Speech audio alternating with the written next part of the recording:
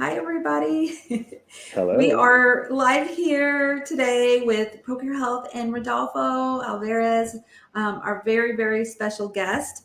Um, Thank you guys for joining us. Rodolfo has been on here with us multiple times, and we love having you. It's always one of our favorites because we have so much engagement. People are always asking lots of questions. We do have I want to say, at the bottom of, if you're in Crowdcast, we have something in the bottom of our screen. It says call to action button, which I'm going to leave that blank for right now. We'll put our ProCare or Rodolfo's information there. Ask a question feature. If you're there, you're welcome to post a question. If we answer, what we'll do is we'll try to answer as many questions as we can, and we can timestamp those. So that feature is great. I almost like that better than the chat if you have a question, because we can make sure that we get to every question. And so that's where we are there. Rodolfo, I'm going to kind of turn center stage over to you to do an introduction while I'm looking to see our Facebook to make sure that we're going live there. So I'm going to mute myself while I'm doing that. I'll Perfect. let you do an introduction. Excellent. Yes, so I would like to introduce myself. Maybe some of you know me because I've been here in other live broadcasts. My name is Rodolfo Alvarez. I'm from Chile and I'm a wellness coach. I've been coaching people since 2011, okay? And I started a wellness center in Chile the year 2015.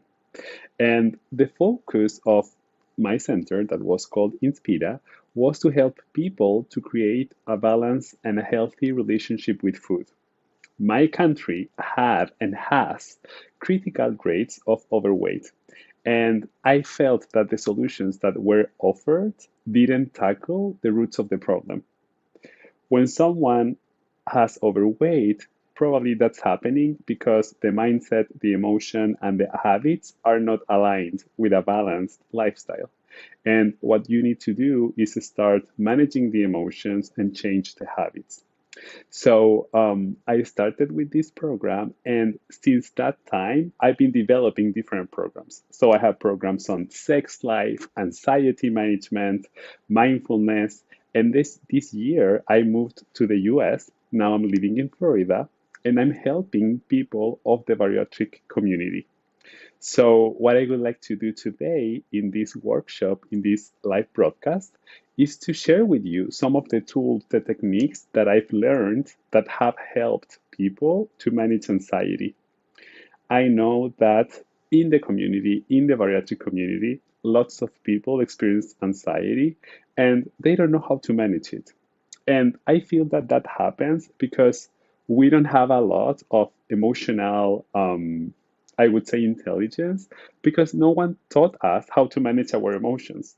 No one taught us what are emotions and how to manage them. So today we're going to talk about that. And at the end of this live broadcast, my goal is to give you tools that you are going to be able to use today, leaving this live broadcast. Okay, so if you don't understand anything, if you want me to repeat something, etc., please feel free to share that because, as I told you, my purpose today is to give you clarity and share with you some tools. And I want you to understand everything that I'm explaining. Thank you so much, Rodolfo. It looks like we did have a comment from Lovey. She says, very appropriate topic, because she's been told that she may be needing back surgery. So kind of like just you and I was talking right before this, I think that there's things in our lives that kind of produce some uncertainty, and there's a lot of trust. Like, I feel like trust is a huge thing in order to kind of get through anxiety and, just kind of really taking a deep breath sometimes. It looks like we have several on our Facebook platform that's joining, so that is actually up live running. And so if you're on Facebook, thank you so much for joining us. I also want to just say also, we have recently joined the Berry Nation community. Rodolfo's part of that. And I want to just say hello to all of you that may be from Berry Nation, because we had quite a few of you register, and that link goes directly to us. So we appreciate you being a part of this event. And I know Rodolfo's been doing quite a few events on the Berry Nation platform. If any of you are from Berry Nation, please say hi. I also want to say it looks like GC says hello. Hi there, GC. And we have Desiree and Rhonda. She says it's a beautiful day in Alabama. And we have Desiree. Oh, maybe, oh, it's the same Desiree. She just put a little heart. So, and then on Facebook, if you're joining from there, feel free to say hi. Let us know where you're from, or if you're pre-op guys, post-op. If you do have any questions, please feel free to post those. We are happy to answer. And I also want to I didn't really mention myself just very shortly. I just want to say a big thank you. ProCare Health is our sponsor for this event. ProCareNow.com. We're a bariatric multivitamin company, and I have been hosting these now for about 2 years. We do these lives to try to help, people who've had weight loss surgery to connect to other community, and it gives us an opportunity to be part of that. I mean, we love it. And, if people, basically from a standpoint of vitamins, if patients are staying engaged, they're going to take their vitamins. So it's a win-win for everybody. And we whatever vitamin company you choose is the best one for you, because there's so many different choices out there. And as far as me, guys, those of you who have not met me before, my background is in nursing and in bariatrics, probably for the last, now going on 10 years. So love being a part of this community. And Rodolfo, at that, I'm just going to turn it over to you to get started on this topic, because we have a lot of great things to talk about. And Desiree is from the Berry Nation. Amazing support within the Berry Nation. And GC, thank you very much. I would agree. I think Berry Nation does a great job too. I think that they're a great company. Right. I love Berry Nation. Actually, last night I taught a class on emotional eating at Berry Nation.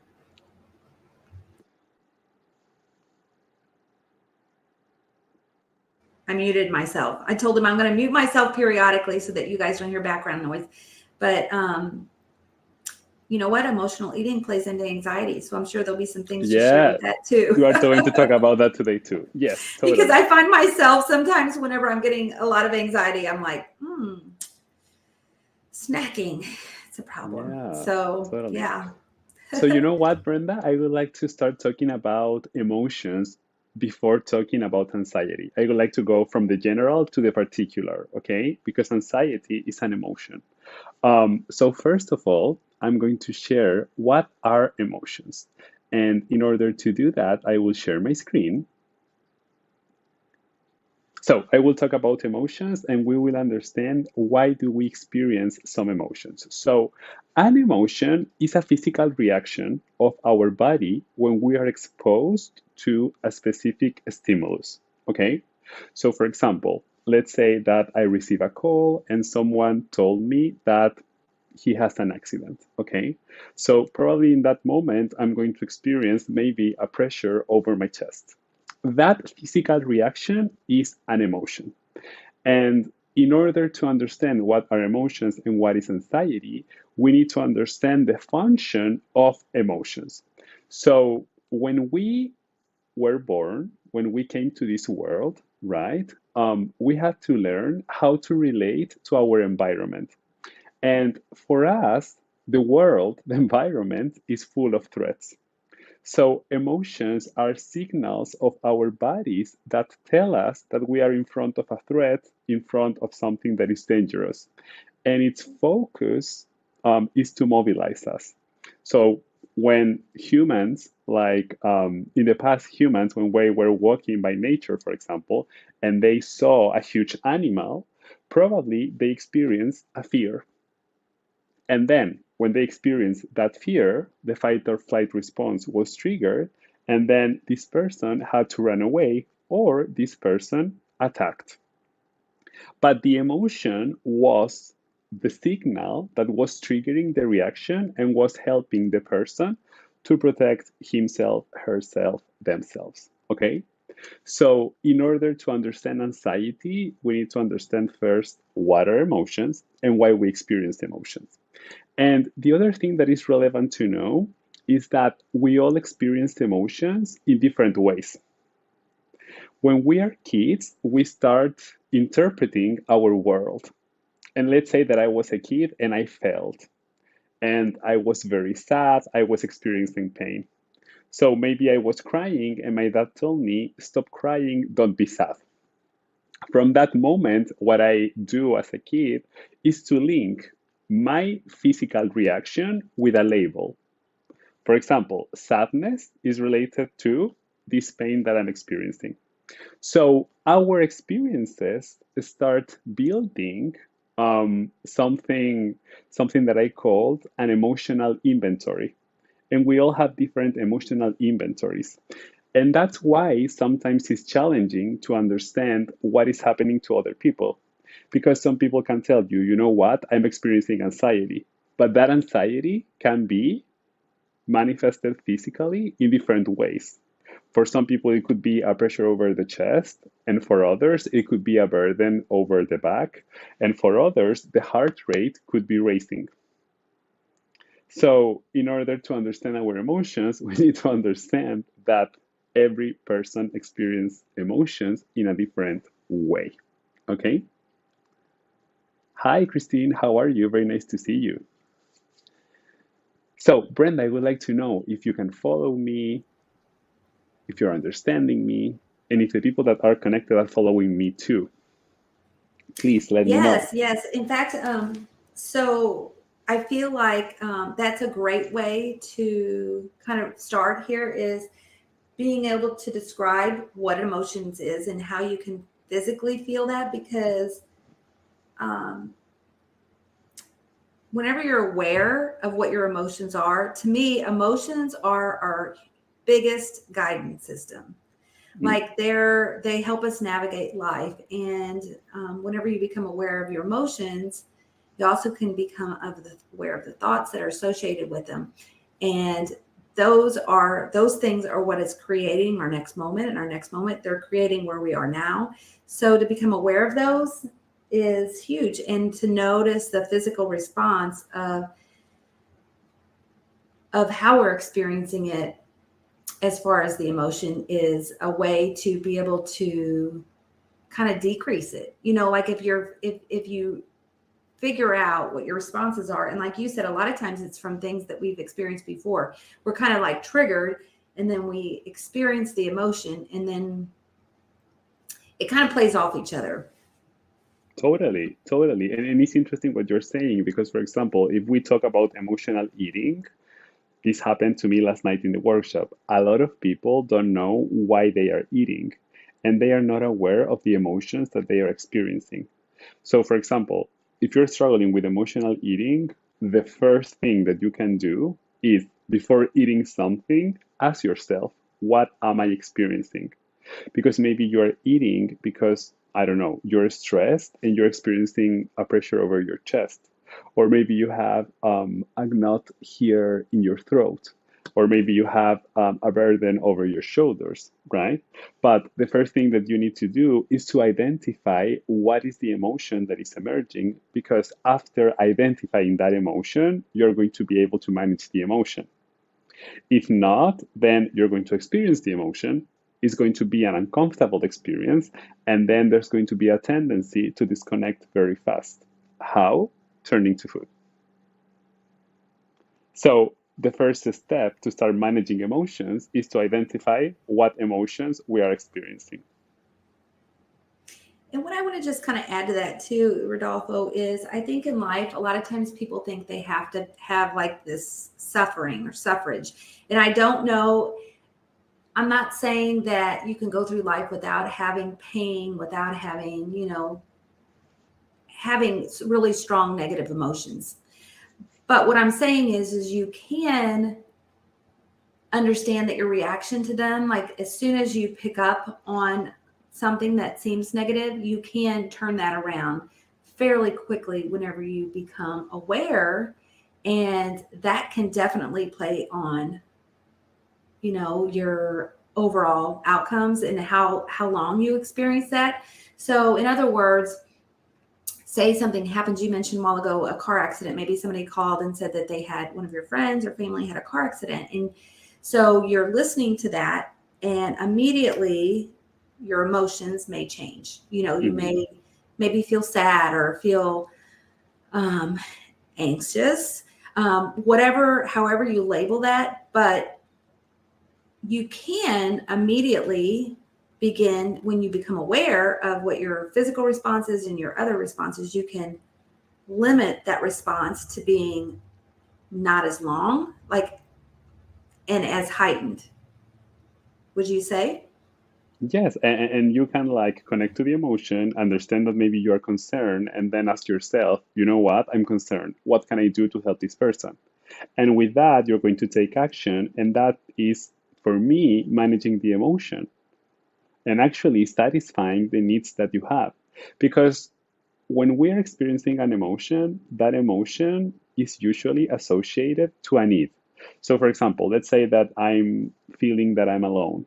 Maybe I have a need which is related to cultivating friendships or to creating a new relationship. If I understand my emotion, then I can take action and I can start like going out on dates or maybe getting new friends. That's what I can do, right? But if I don't connect with my emotions, then I will not know what I need. And then the emotion will get stuck inside of me because I will not be meeting the needs that are underneath of that emotion. Yes, Absolutely, absolutely. I believe emotions are stored in all parts of our body, and that also contributes to what some call disease processes, dis-ease, being at dis-ease. Just a way to, when you're aware of it, though, there's ways to navigate that better. So thank you, Rodolfo. totally, totally. And actually, in this class, what I do is an experiment. I share a picture of a dog and I ask the attendees what is the emotion that they are experiencing when they are observing the picture. So I would like to ask to the people that are connected to this live broadcast, um, what does that dog trigger inside of you? What is the emotion that's been triggered? Maybe some of you are going to experience happiness, joy. Maybe some of you are going to be scared. Maybe some will experience anxiety. Andrea is saying, happiness, I want to play with it. Excellent.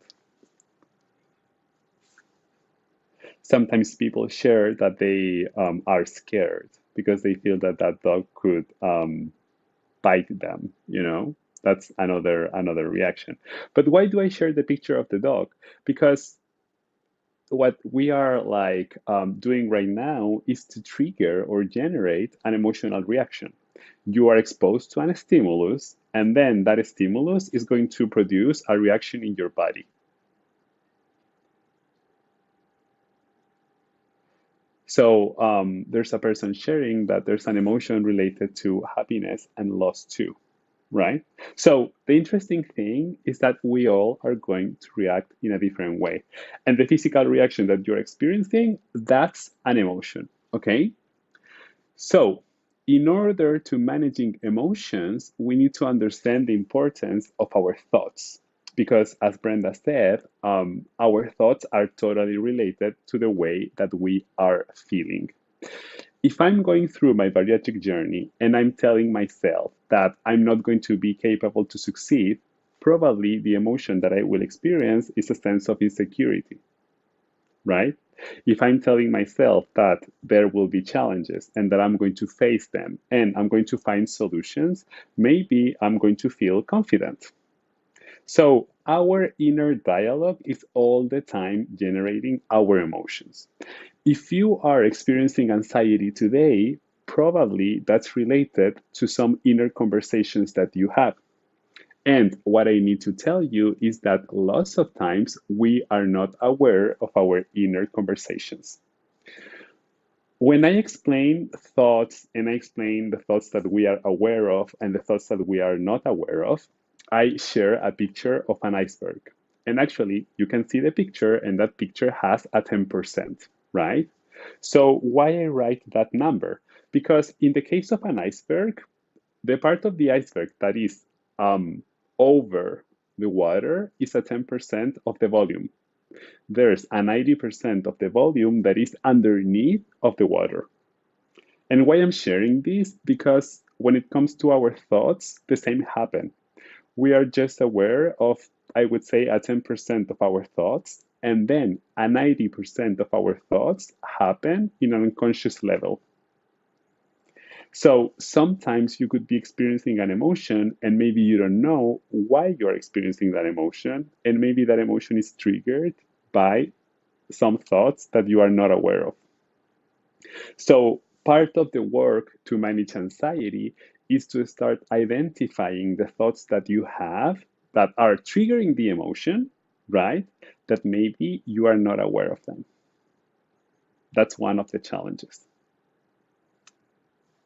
And that's what we will do today in this live broadcast. Actually, later, I'm going to share with you the specific thoughts that trigger anxiety.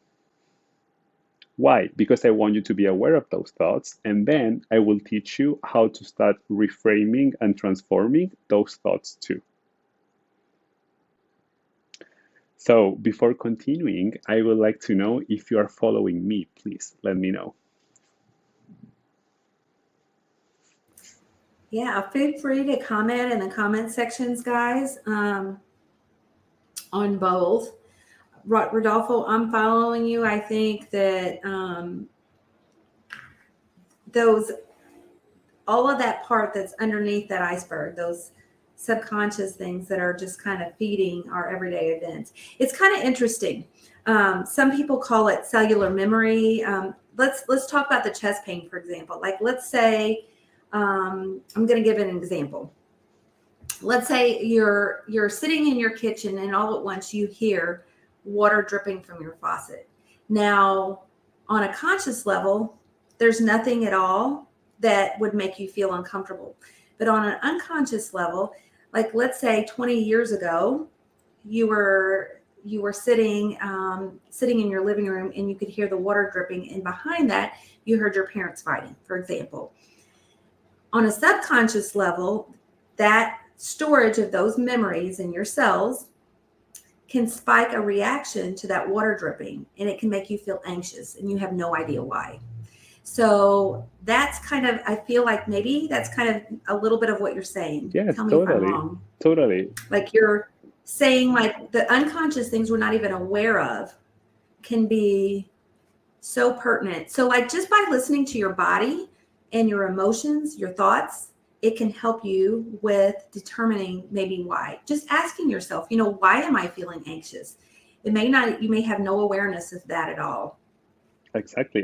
And in that moment too, you can stop and allow yourself to connect to your thoughts. Because sometimes we tend to operate from our automatic thoughts and we just keep going.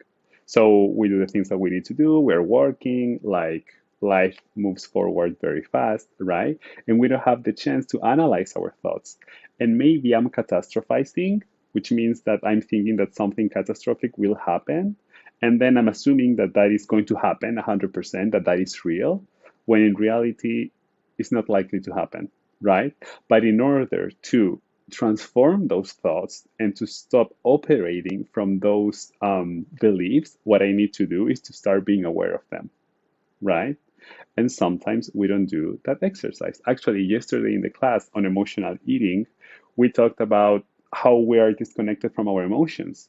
Like sometimes we act, we eat, and we don't understand why we are eating. And actually, this is, I would say, a challenge, not for the bariatric community, for the people of the world in the modern world. Because I need to say that sometimes we're more connected to our phones rather than to our bodies.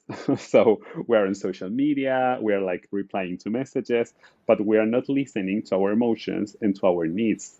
And I think that that's one of the challenges of today's like society. To go back to the body. So it's so true. We're listening to a lot of what we consider to be outside external events rather than internally. I think our phone could be considered external. GC says, I learned anxiety is not knowing what the future holds. And actually, we were just talking about that right before we came online, weren't we, Rodolfo? I said, I was telling him, TC, about some things in my own personal life, that are requiring. It's my father. Many of you know this, who's been on this call for a long period of time. My father passed away a year ago, and we're dealing with a lot of his estate stuff. We have to be grown-ups now. 53, you would think I'd be a grown-up, but Right. but not knowing what the future holds can cause anxiety, because, and I think that it's a matter of trust. I was telling my sister this morning, I'm like, you know what? We're dealing with a lot of paperwork, and we've had a lot of legal advice and legal help, but all in all, it's a matter of trust. Like, you just have to trust that everything's going to go okay. And whether or not that looks like the way you think it's going to look like, or it doesn't matter. You know what? Trusting that everything's working for you. I think that's my mantra. Like, every day I just remind myself, everything is working for me. Because if you believe that, no matter what happens in your life, no matter if you think it's bad, you think it's good, it doesn't matter. You don't have to judge things as being bad or good, because if everything's working for you, it's always okay. hmm hmm So I would like to add, actually, in particular, that anxiety is a fear to the unknown, a fear to the unknown. So I think that something could happen, but I'm not sure if it's going to happen. And actually, that's the difference between experiencing fear or experiencing anxiety. When we experience fear, we are in front of the threat. So, for example, I'm walking by the street and I see a dog, and I'm experiencing fear because I know that the dog is a threat. In the case of anxiety, what is different is that there possibly will be a dog, but I'm not sure if there's going to be a dog, right? And that is triggering this fear of something that is unknown. And actually, that's what makes sometimes anxiety more difficult to manage, because as we are not in front of the threat, then there are not things that we can do to manage the threat, right? Because it's something that eventually can happen. So in the case of the dog, if I'm scared of dogs, I can just run away or protect myself. But if I know that maybe there's a dog that is going to come, the scenario is different, and I don't know if I'm going to be able to protect myself. You know what I'm saying? Yeah. And Rodolfo, there is a question. It comes from Facebook. It's from Allie. She says, I'm following. She said, I'm following you. How do I stop from feeling anxious when meeting new people or talking about myself? So I will talk about that later. Actually, I'm going to explain how anxiety is triggered, and we need to understand that there are two types of anxiety. One anxiety that is related to our thoughts. So in that case, one of the ways to stop with that anxiety or control that anxiety is to manage the thoughts. And then there's an anxiety that is triggered automatically as a reaction to a threat. And there are some muscular relaxation techniques that you could do in order to manage that anxiety. So at the end of the live broadcast, I'm going to teach those techniques too. So basically, you need you to be patient because I will answer that question deeply in a while. Yes. And I have a feeling we're going to make it through today's presentation. Our last few we haven't been able to because we had so many questions. So stay with us, Allie. And this will be on replay. If by chance you have to jump off, we will definitely come back to that. So come back and listen to the replay. The replay will be available on both Facebook and Crowdcast. So using the same link. Uh-huh. Uh-huh. Exactly, exactly. So I will keep going because time goes fast. Um, and I would like to explain the relationship between our thoughts and our emotions, behaviors, and results. Okay. So let's say that I had bariatric surgery. I'm 6 months post-op. So I'm finishing with the honeymoon phase. And now I'm struggling a little. Okay. And let's say that I wake up a Monday and I weigh myself. And when I weigh myself, I tell myself, oh, I'm stuck. I'm not doing progress. I will not do more progress the next week. Okay. So that's what I'm telling myself. When I'm telling that to myself, that maybe I can tell myself consciously or unconsciously, probably that is going to produce an emotion. Maybe I'm going to experience fear, anxiety, I'm going to be frustrated, etc. And what tends to happen is that those emotions define our space of actions. That those emotions are going to affect my actions and my behaviors. So probably that week, I'm not going to feel confident. I'm going to doubt myself. And then maybe I will experience a lot of anxiety. And what I will do to manage that anxiety or cover that anxiety is to not follow my plan and I will overeat. Okay. So I will have some behaviors that will make myself sabotage my bariatric journey, right? So, what will happen after that? The next week, I'm going to weigh myself. And then when I see the number on the scale, the number is not going to be a happy number again, right? So I want you to analyze this schematic because this explains the relationship between our thoughts, our emotions, our actions, and our results. And what's the huge lesson here for me? If you want to change your results, for example, if you want to lose weight, the first thing that you need to be clear with are your thoughts, right? Because if I'm telling myself that I am stuck, that I'm not going to make more progress, that I'm going to gain more weight, if I'm telling that to myself, what I will do is to set up the space to feel emotions that are not powerful emotions. And maybe I'll be insecure, maybe I will be scared, maybe I'm going to experience anxiety. And those emotions are going to impact my actions and I will sabotage myself.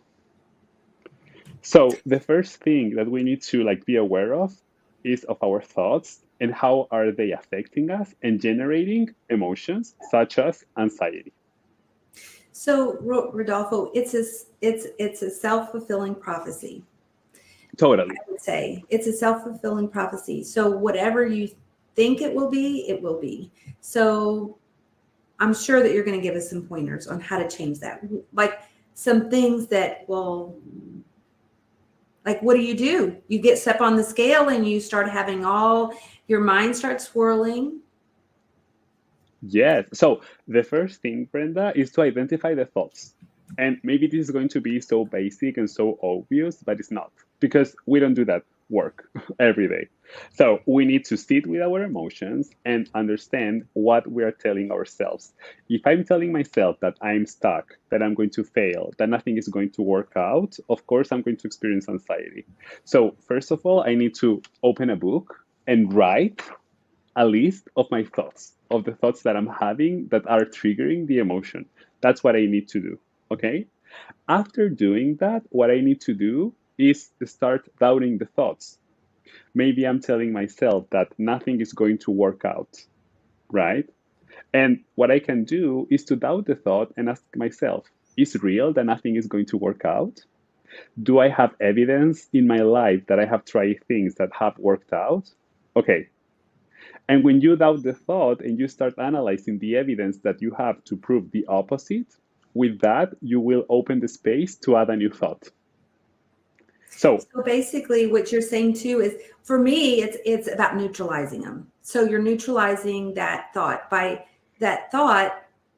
If you have a thought over here that's, let's say, that's saying, I'm stuck, I can't do it, the very opposite of that is I can do it, I can be successful. And so to go from here to here, to neutralize it, it's about changing, kind of flipping the switch and changing that thought pattern. Would you say that would be right? yes, and How you actually I loved the word that you use, like neutralizing, because for our minds at the beginning, if I'm telling myself, for example, that I'm not capable, for the mind it's going to be hard to think I'm capable, I'm empowered, I will make it, like that's going to be hard. So mm-hmm. at the beginning, to just start, what I suggest is to just doubt the thought and try to find a neutral thought. So if I'm telling myself that I'm not capable, then doubt the thought and ask myself, I have been capable in my life in some aspects. Yes, I have evidence to think that I can be capable, right? So, given that, I have evidence that supports that I'm capable and that I'm not capable. So, if you notice, the new mindset is neutral. Because I'm not saying that I will be always capable 100%. No, I'm saying I have failed. There are some areas of my life where I have not been capable, but there are others that I've been capable. So, what are the lessons? What can I do in order to start moving forward? And when you do that, you doubt the negative thought or the limiting thought, and you open up the space for new actions to come. So what you can do is to start doing what you were doing in the past that helped you to succeed, instead of being stuck in the same pattern, repeating to yourself that there's nothing that you can do. Does that make sense? Absolutely. And I want to just say, add to that too, that I think the more strongly you feel an emotion, especially, I mean, it can be positive or negative, the more that is an important thing for you to look at. If it's strongly in a negative thing, I think, like you said, Rodolfo, writing it down, because it can help you analyze it a little better if you have that kind of analytical kind of mindset. Totally. Yeah. So if it's something like that you can sense that it just kind of stops you, that's whenever you know you need to look at this algorithm here and you need to like really look at it and say, okay, what do I need to change? Because that negative emotion can be a it can be a gift. It can be a gift for you to change so that you don't continue to see the same results. It's a gift for you to, and positive emotion be the same thing. If you have really strong positive emotion about something, guys, you need to look at that as well. That is something that's means it's important to you, and it's being in love in life is a wonderful thing. That's what we were created here for being. So I want to say the negative and the positive. Totally. Actually, emotions are physical reactions. So there are no negative or positive emotions. That's what we tend to do, like make associations, right? But an emotion is just communicating that we have a need, and our mission is to satisfy those needs, right? Um, and what I wanted to say related to thoughts and emotions is that when we write our thoughts and we write how we're feeling, there are some parts of the brain that are activated related to emotion processing. So after writing, you're going to experience a sense of relief. So I 100% recommend journaling, for example. Yes, totally. So why do I share this schematic? And I love this schematic because it explains the relationship between our thoughts and our emotions. So if today in your life you are not reaching a specific result, my invitations for you will be to analyze what are the thoughts that you are having that are preventing you from generate that result. Maybe you would like to create a relationship and you are telling yourself that you are not good enough. So maybe you go out on dates, you know people, and then what you do at some point is to disconnect because you feel that the person is not interested in you. Or maybe you would like to study something or to start a project and you don't do it because you tell yourself that you're not capable. Or maybe in your bariatric journey, you feel that you're stuck and you repeat to yourself that there's no solution for you and you stopped trying and you gave up. So, whatever is the result that today you're not able to achieve, you need to analyze what are the thoughts that you're having, right, that are triggering some emotions that probably are not empowering you. That's going to be my invitation. And now I would like to go back to anxiety and, in particular, tell you that anxiety is an emotion, right? Is related to having a fear of the unknown. So there's something that is going to happen that I don't know if it's going to happen. We had the comment on Facebook, right, about social anxiety. So maybe I go out and I don't know if people are going to accept me or reject me. And maybe I have that fear, right? And the interesting thing related to anxiety is that we all experience anxiety in different ways. So for some people, it's going to be a pressure over our stomach, or for others, it's going to be a pressure over our chest. Some people will get their hands sweaty. For others, the heart rate is going to go faster, right? So my invitation for you is to first of all detect how this emotion manifests on you, right? Why? Because if you understand how does anxiety manifest in your body, then when you are experiencing anxiety in that moment, that emotion, that feeling is going to be like an alarm that will wake you up. And I want you to explore the thoughts that you are having in that specific moment. So you're experiencing the emotion, and your homework, the task that you need to do in that moment, is to ask yourself, what are my thoughts? What am I telling myself? Because probably you're experiencing the anxiety, and what tends to happen is that we don't ask ourselves that question, and then we keep repeating those thoughts, and we don't manage the thoughts. So the beginning of the journey is to be aware of the thoughts. And Rodolfo, I want to add to that too. I think part of like social anxiety, maybe. And Allie, if you're still on the call, I sent her a little note here on Facebook. If she's still on the call, this is all directly for you. I feel like sometimes whenever we're in a social situation and we feel anxiety, maybe it's because I feel like it's partially a confidence thing. You know, it's maybe you don't feel like you're good enough, or that you're coming across well enough. You don't feel like you're communicating well enough, whatever it may be. But if you can remember to completely remove and forget about how other people feel about you and just focus on yourself, to me, that can be really helpful, because I think sometimes when we're worried about how other people are perceiving us, we forget that unique piece of ourselves and we try to change for them, and there's no need to do that. Mm-hmm. Mm-hmm. And then what Ali can do too is to ask herself, what are the thoughts that she's having in those types of interactions? And maybe she's telling herself, this is just an example, that people will not accept her, right? That people will reject her. And what she can do in those moments, or prior to going to a social event or a social activity, is to challenge the thought, right? So, okay, I'm telling myself that people will reject me. Do I have evidence of the opposite? I have interacted with people that accept me. And with that, the limiting thought is going to start losing its power. And that is going to help her to start managing the anxiety. You know, that's one of the things. And then there's a work that she can do that is deeper, which is related to understanding the roots of the emotion. And that's the work that I do in my coaching programs, actually, with my clients, because some of these reactions are not related to the present.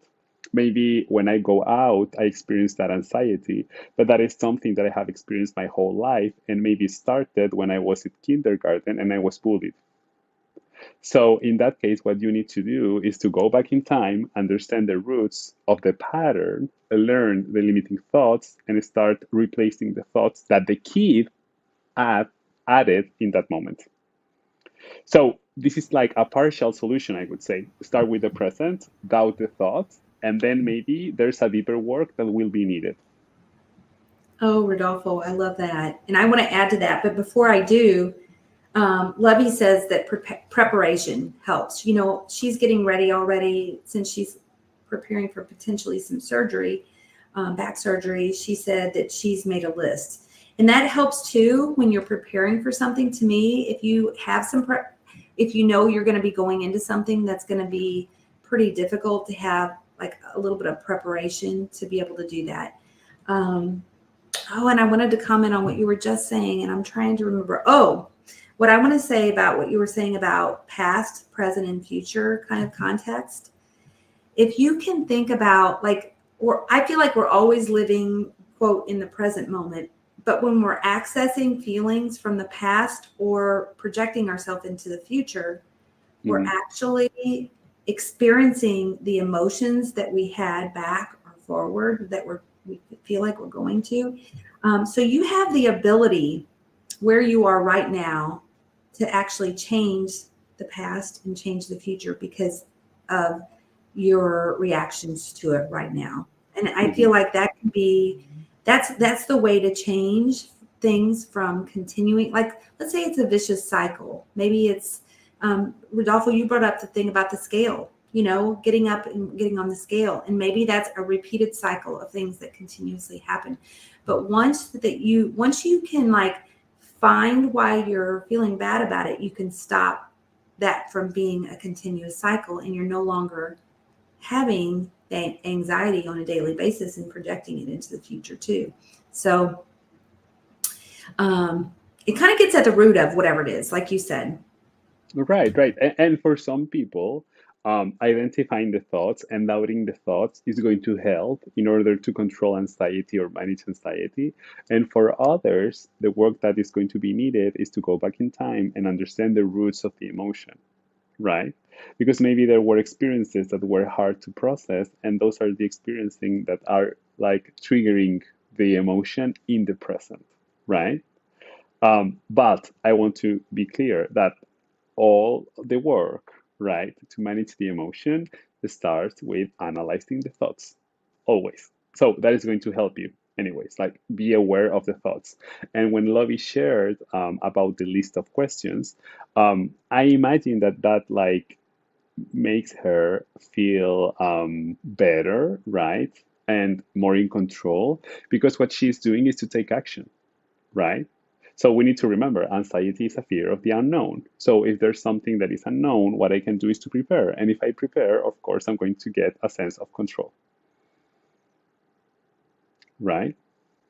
So there's a comment which says, identifying the emotion can be hard, especially when we were trained to suppress emotions in some generations. 100%, 100%.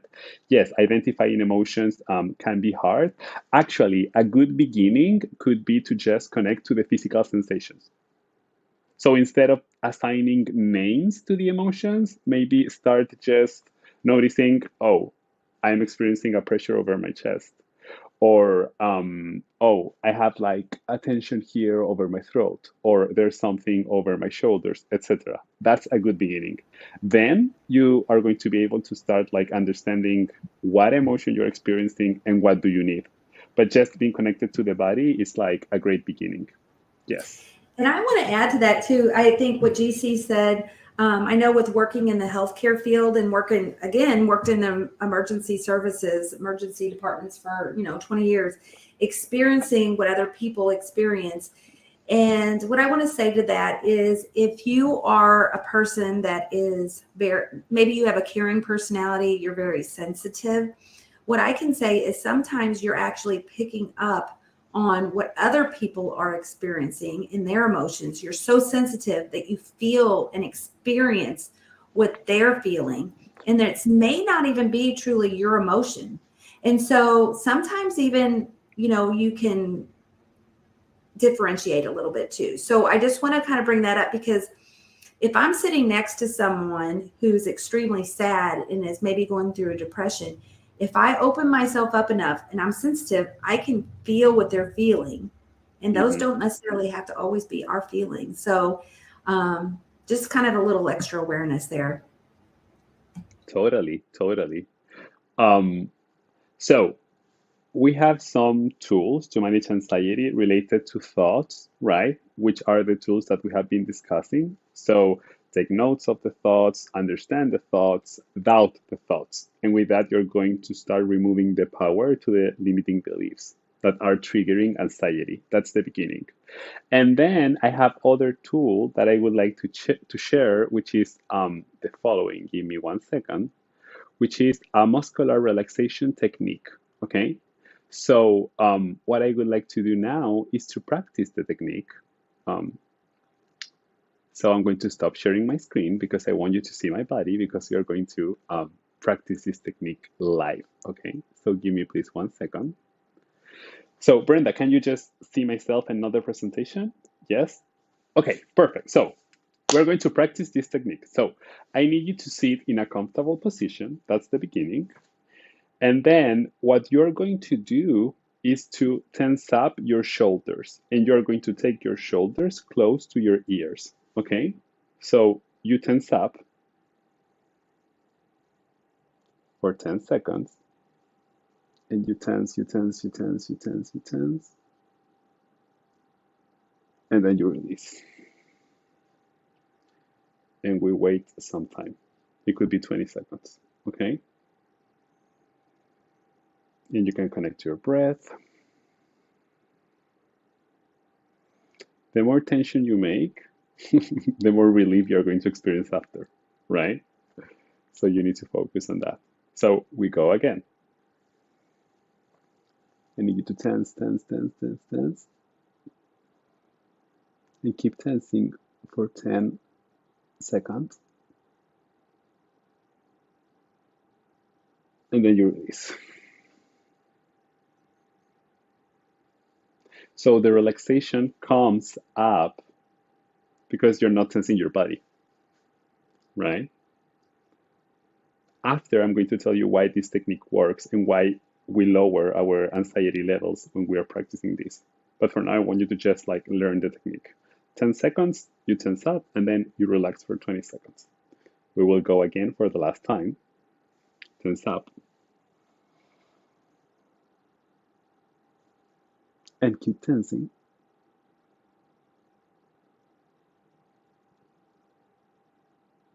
And then you release. Okay. So, what's happening? When we experience anxiety, as I told you, the fight or flight response is triggered. So, there's a part of our brain that feels that we are exposed to a threat and we need to survive, right? In the past, humans, when they were exposed to a threat, they ran away, right? So, with this technique, what we are doing is letting our brain know that we are tensing our bodies so we survived, we escaped, and that everything is okay. That's why, for example, when you're experiencing anxiety, working out helps because you're sending the same message to your body. You move your body, and then your brain thinks that you are safe, that you escaped from the threat. And tensing the body and tensing the muscles generate the same effect. Was that clear, Brenda? Am I being clear? Taking myself off mute. Yes, yes. So let me make sure I'm kind of rephrasing and making sure I understand. So when you tense, you're creating a sensation, an emotional, a response, a physical response Yes. of a feeling of kind of like unsafety and like being tense. Yes. And then you're contracting your muscles, right? So for your yes. brain, you escaped, you survived, you're okay. You moved your body. When Right. you relax, Right. you're Right. releasing and you're safe. Exactly. Exactly. Okay. Yes. But all of this is related to moving the body. And actually, working out works too, because we are sending the brain the same message. Like, we're fine, we escaped, we moved the body, right? So that's why working Interesting. out and like doing weightlifting and tensing our muscles after that generate an experience of relaxation.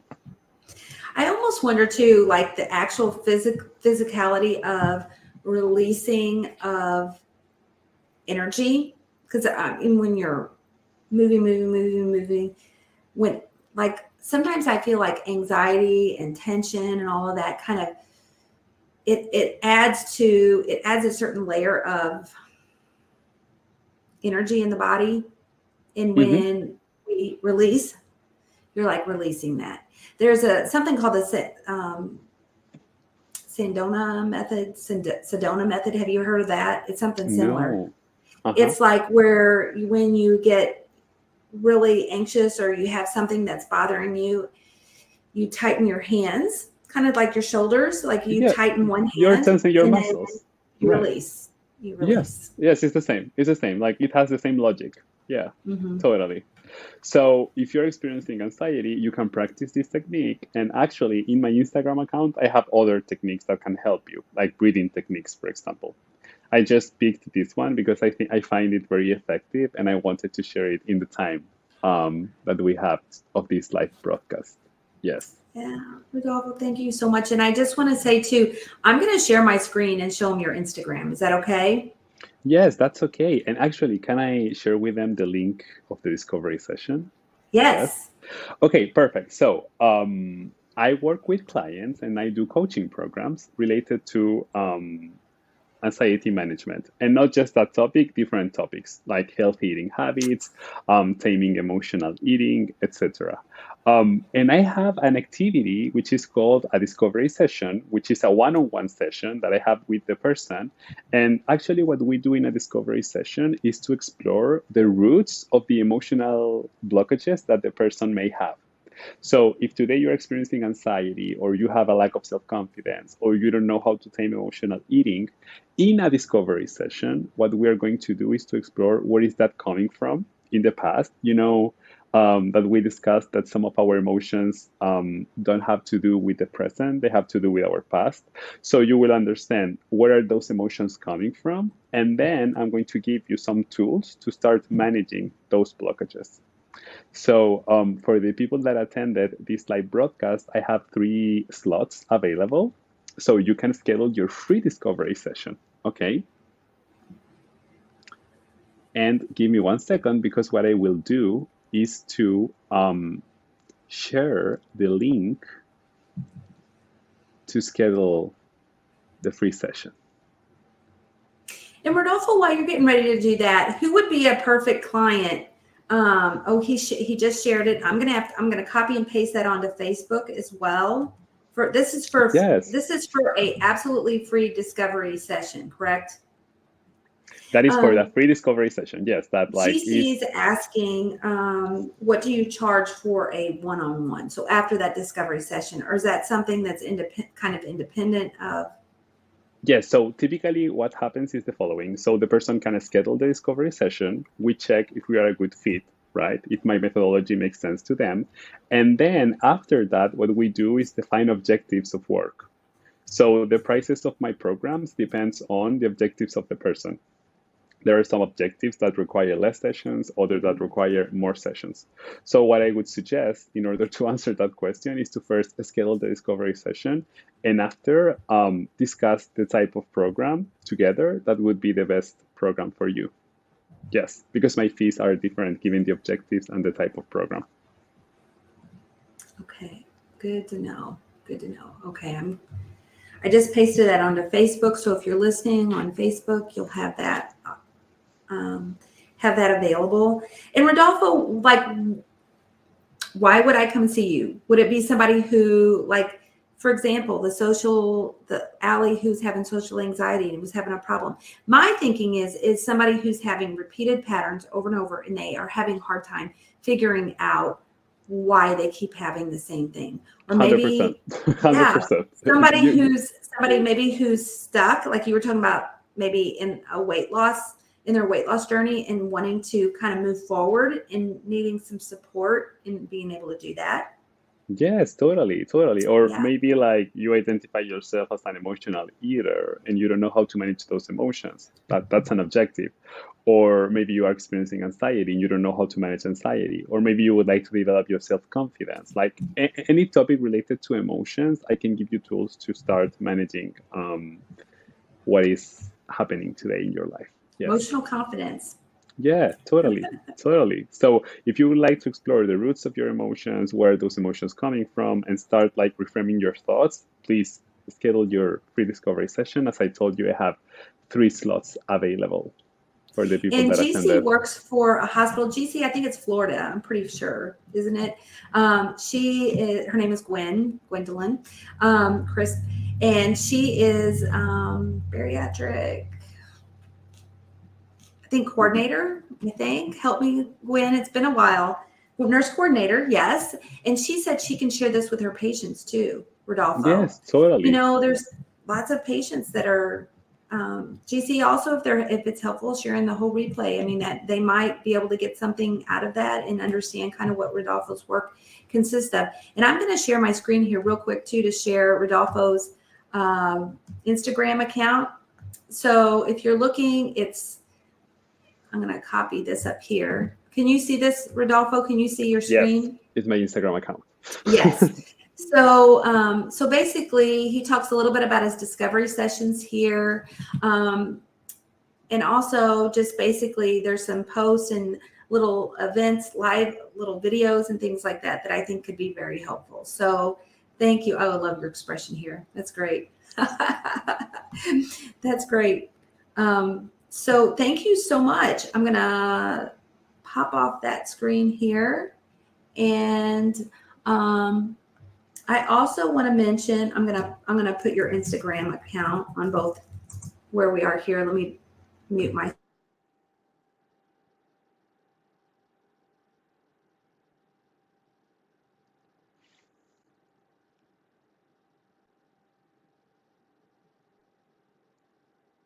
I can't hear you now, but maybe it's because of my speed.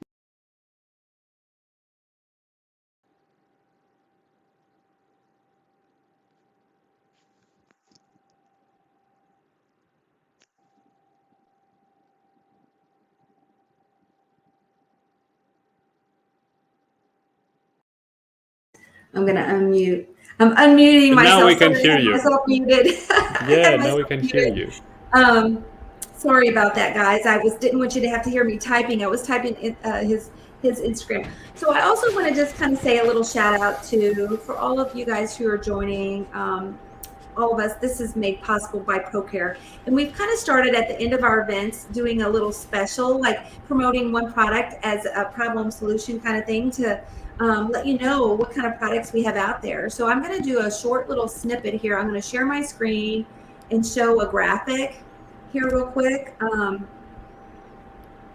So the problem is let's say that you're wanting to add additional zinc into your routine. And actually, it's interesting here. Yesterday, I just got online and ordered some zinc from ProCare because my son, the one that I was talking about earlier, I had lunch with, he is trying a whole new regimen. He's actually had long-term COVID issues. He had COVID back in over the 4th of July of last year. So it's been over a year. And he has like some memory issues and different things related to that. And one of the biggest things that was recommended for him was a whole regimen of vitamins to try to overcome his symptoms. And one of those things being zinc. He was recommended to start taking 60 milligrams of zinc a day, like 15, 15, 15, and 15. So 4 times a day. Zinc is one of those things that's really helpful for immunity. And so ProCare has just started carrying a zinc citrate. Our bariatric multivitamin that we have, the multivitamin chew, and our other bariatric multivitamins. I don't know if you guys can see what I'm holding up here, but basically those actually do have a high level of zinc in them. But if you're needing zinc, like let's say your provider says that your zinc level is low, or you're just wanting to add extra zinc because you're actually wanting to increase your immunity a little bit. Also, it helps with wound health. And a recent study here on this little slide says a Pub Health study showed 9% of patients had zinc deficiency pre-op and 42 at month 12 post-op. And I was one of those patients. I know my first year, I wasn't real consistent with my vitamin regimen. That's whenever I was a coordinator, and I really just wasn't. I mean, I was not doing my vitamin regimen like I should. And so my zinc levels got really low. And I've since been taking I take actually the bariatric multivitamin chew. It's my favorite right now. I'd say depending on where you're at in your journey, we have capsules, we have chewables, and then we have the new chews. But the zinc citrate is actually an adjunct to that. So it's something that you could definitely, add into your routine if you're finding that either your zinc levels are low or you're just wanting to add. And I'm just going to share my screen one more time. I'm going to show you where to find that if you're interested on our ProCare Health website. So if you go to ProCare Health now, ProCareNow.com, right here, right by the logo icon under products, you go to bariatric vitamins and minerals, and it's under this link. So here is the zinc citrate. This one actually has 30 milligrams in it. Okay. So depending on how much extra zinc you're wanting, is depending on how much you'll actually be taking in adjunct to your bariatric multivitamin. Sorry, my screen is like picking up on craziness here. Apologize about that. So I'm going to stop sharing and I'll share that link for you guys. And that is pretty much a summary of what I have. Rodolfo, do you have anything you want to sum up? Anything that you have to say about anything?